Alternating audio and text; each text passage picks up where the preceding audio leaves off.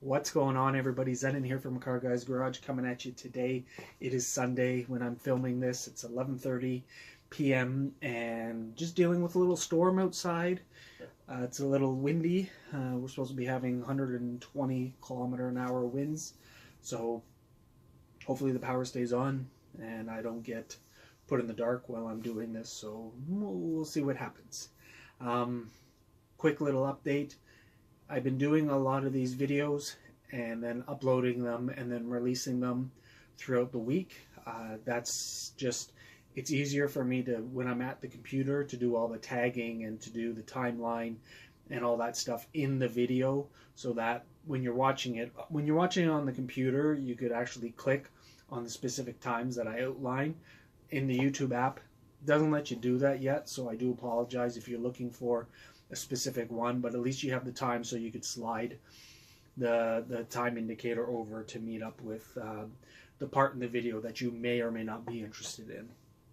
So it's just a little something that I'm trying to get a little bit better at. I do have this big huge screen coming with these big LED lights and whatnot. I will be doing videos with a different screen in the back, so you're not always looking at some of my old Argo stuff. I am an Argo fan, huge Argo fan. My whole office it's all Argo stuff.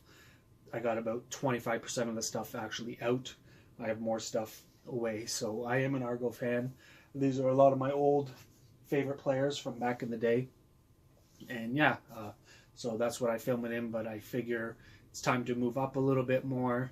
Probably going to get a camera in the future, a better one. I use my cell phone, and just to get a little bit more of a professional appearance for everyone. The videos, they don't do as well as I think they do, but at least they're out there. And if somebody, I gotta learn the tagging and all that stuff, so that if someone's looking for something specific, at least they could go to YouTube and see the video. So, but at least these are up, and yeah, I only get 5, 10, 15 views on them, but they're up and the information is there, and it's there for when people need it or want it. And hopefully someone takes at least one thing away from any of my videos. If one person takes one thing away from each video, then they've done their job. So that's pretty cool on my end. Today I got, as always, a couple questions. 2 questions, and then I just want to talk about something else. So we'll start with a simple one. Is laser engraving easy? What a wild question, right? Like, is it easy? No, it's not. So I think the reason why they've been asking is, I don't know how good the camera's going to pick this up, but here's a bike grip with with a logo. It's Subaru Drive Fresh. Don't know if the camera's going to pick that up, but whatever. So this is something new that I'm going to offer for the bike grips. This took me a long time to figure it out, with my rotary tool and with the height, with the settings in the software that it comes with. Like, you have power frequencies, you have hertz frequencies, you have all these other speeds and all these other detailed ones.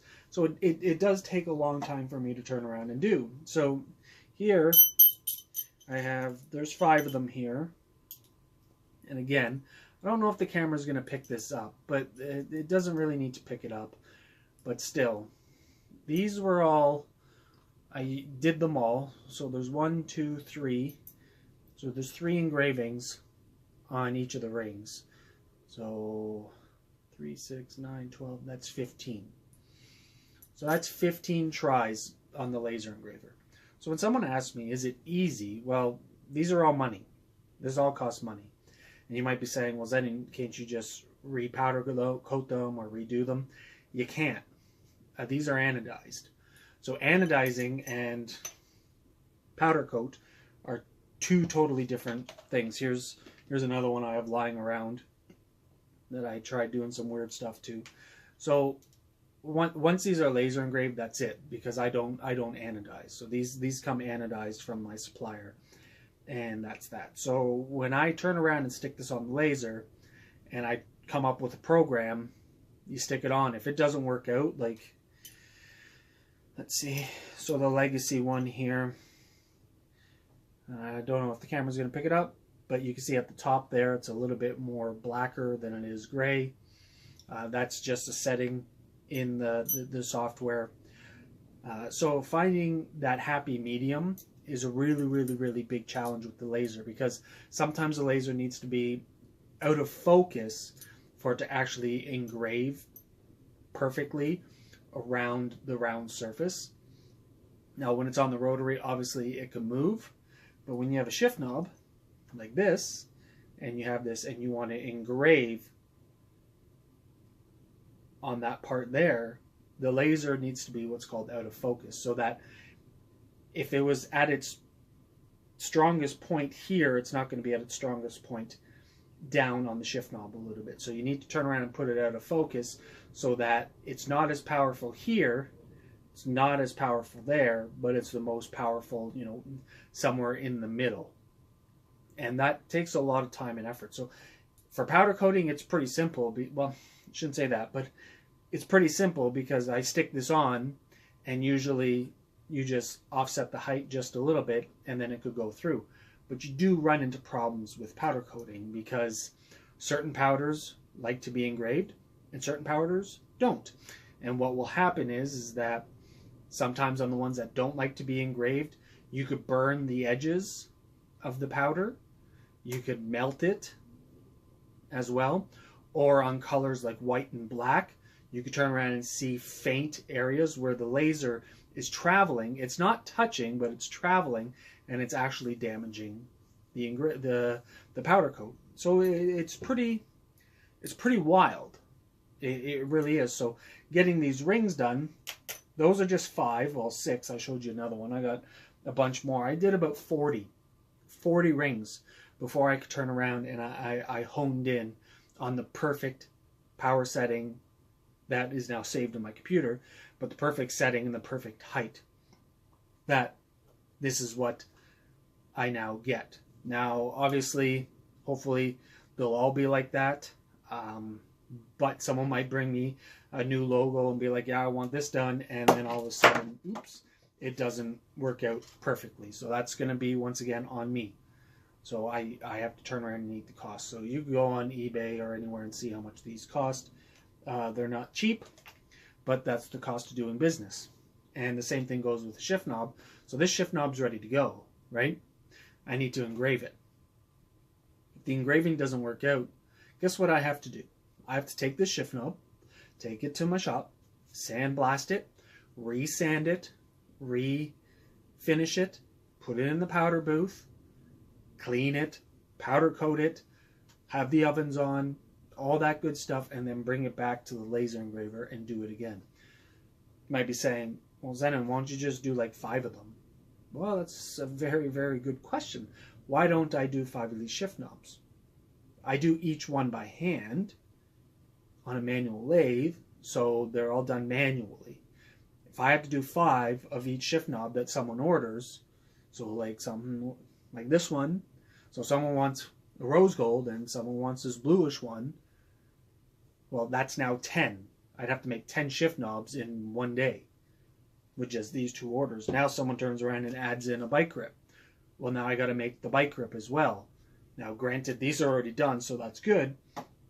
But I can't turn around. My machine isn't making them for me. I have to turn around and I have to do all the work. And then I have to powder coat them as well. So it's very hard to turn around and make 5 and then hope the first one works out. But if it doesn't, it's okay. I could go to 2nd, 3rd, 4th, or 5th. Unfortunately for me, I can't do that yet. And that's why I need to get a CNC machine. But I can't get a CNC machine until I have enough money. So, yeah. Is laser engraving easy? Nah. It's not. Once you find all the proper the proper configurations, then yeah, it is easy. I just actually finished throwing out all my leather pieces. For the leather, it took me a long time because my machine isn't necessarily meant to do leather. It's not designed specifically for leather. It's not a CO2 laser, it's a fiber laser. So 2 different wavelengths. My fiber laser can do it, but you really have to dial it in. So again, takes me a long time to figure it out. So there's a cost always associated with that. So when you ask me if something's easy, it's not necessarily, might be easy at the end, but the cost to get there is the hard part. So you got to buy the laser, you got to spend your time honing it in, you got to spend your time and materials just testing, figuring it out. So here's something else. So here's a FRS BRZ center console plate, right? Just trying to figure out the right depths, the right speeds, the right everything, because the top one here is kind of yellow. This one here is kind of gray, and this one's more silver. So just figuring it all out, like that's money, right? Like now I have to strip it and repowder it to turn around and do anything with it. So it is time and money, right? So is laser engraving easy? No, it's not. But once you dial it in, and once you get the settings, and once you learn it all, it does become easier. Okay, so hopefully that helps out. And the second question is actually really good, because it plays on another question that I got asked in another video, and it plays on the laser engraving. So the next question was, will my license plate delete rust or chip buying it from you? So here we have a plate delete that says WRX. Is it going to rust? No, it shouldn't. Mine are all made out of aluminum. Okay, so they're big, thick aluminum that are powder coated and then laser engraved. When I turn around and do my plate deletes, like in the other video, my vlog episode 8, I talk about powder coating and scratching the surface and stuff. My plate deletes get sandblasted. Okay, so we sandblast them all, and then I powder coat them, and then I laser engrave them. So if you could see kind of that it's not shiny silver, it's more of a matte silver. That's because it is sandblasted first. I was sanding them before. That's what this is. If the camera, again, if it can pick it up, probably can't. And now I've moved into sandblasting because it's going to adhere better. And like I said in my other video, it just creates a better adhesion. If you turn around and just powder coat over straight aluminum, it may or may not fail. So this way it's all sandblasted, so the powder is sticking really, really tight, and then I laser engrave it, and I mean, it's on there pretty good. So will it rust? No. Will it chip? Does the paint on your car chip? That's one of the unfortunate things. So you could turn around and buy a plastic one, and it may or may not last longer. You could turn around and buy an anodized one. It may or may not last longer. Or you could turn around and buy a powder-coated one. It may or may not last longer. I don't know, and I can't confirm nor deny if it's going to turn around and chip. Mine's been on my car now for 6 months. 6 months? Maybe a little bit less. And nothing has happened to it. And that's when I was sanding them. But, I mean, it's hit and miss, right? So I can't guarantee it. But if something does happen, we could turn around and work out something to make it not as expensive for you to get another one. But, I mean, it is what it is. It is on the front of your car, on your bumper, where everything is just, all that dirt and everything is coming. I've thought about clear coating them. I might still. I probably won't powder coat clear them. I'll probably just clear coat them with a rattle can to kind of help out. That might be something that I offer, but right now I don't. But, I mean, I have about 50 of these out, and I've had 2 people get back to me. One person, they managed to chip it by, they were trying to bend it, mold it to the bumper, and apparently the powder cracked. So, I mean, like, they moved it a lot. Like, their bumper was like this, and it cracked. So, oops. And then I had another person who bought one of my original ones. This was months ago, and that's why I turned to sanding them, and then now into sandblasting them. But he bought one of my original ones, and the damn thing chipped. But We talked it over. I sent him a new one, and he's been happy with it ever since. So that was in October, November, December, January, February. So that's been 4 months now. So yeah. So that's that. Are they going to last? Hopefully. Are they going to chip? Maybe. Are they going to rust? No, they shouldn't rust. Now, for you people up in the snow belts and stuff like that, salt, I'm almost certain that salt and aluminum is probably not the best mixture.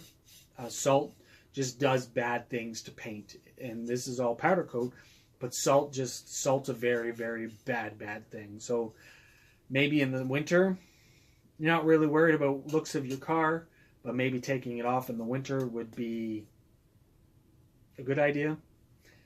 I'm not going to say do it, and I'm not going to say not do it, but maybe it will be a good idea to turn around and prolong the life of your plate delete. So yeah, so 2 questions, 2 answers. If you guys have any, if you need any more information towards those, let me know, comment below, or contact me somehow. Now, the next thing, we're going to talk about hats again.